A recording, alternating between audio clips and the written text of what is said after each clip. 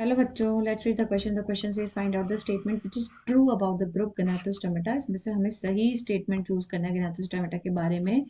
तो क्वेश्चन का जो की कॉन्सेप्ट होगा वो यही होगा, कैरेक्टर्स ऑफ गनाथोस टोमेटा. नाउ ये गनाथोस टोमेटा क्या है एक्चुअली? हमारे जो कोऑर्डिनेट्स हैं उसमें जो वर्टिब्रेटा एक कैटेगरी है which is a true coordinate character. This vertebrata को हमने दो क्लास में डिवाइड किया था एग्नेथा में, जिसके अंदर हमारे साइक्लोस्टोमेटा आया था एंड सेकंड था ग्नाथोस्टोमेटा. साइक्लोस्टोमेटा तो जॉलेस वर्टिब्रेट्स थे, जबकि ग्नाथोस्टोमेटा आर जॉड वर्टिब्रेट, मतलब इनमें जॉज पाए जाते हैं.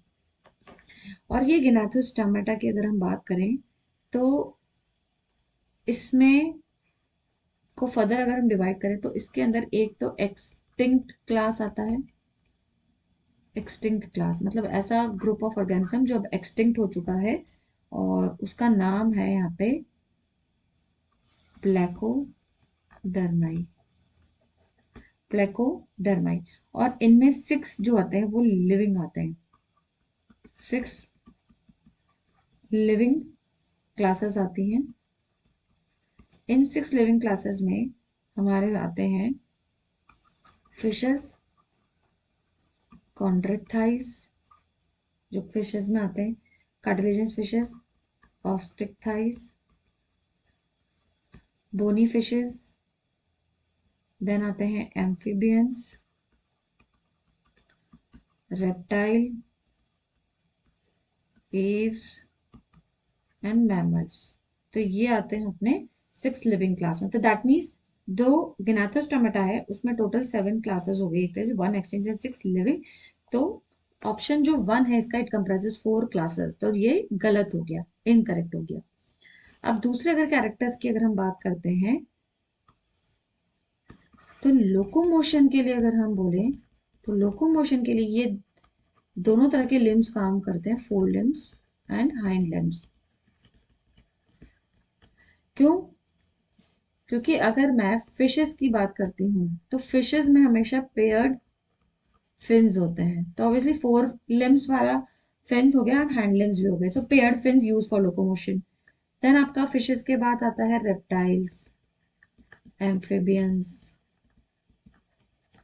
Aves, mammals. इन सब में तो ये दोनों ही लिम्स मतलब पेयर्ड टू पेयर्ड लिम्स को यूज करते हैं लोकोमोशन के लिए.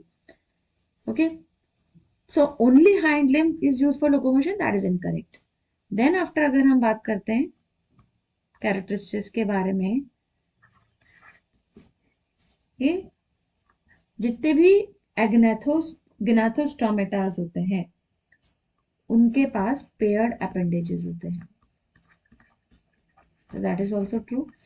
प्लस पेयर्ड नेयर्स होते हैं. नेयर्स मतलब नोजल या नॉस्ट्रिल्स जिससे वो ब्रीथ करते हैं.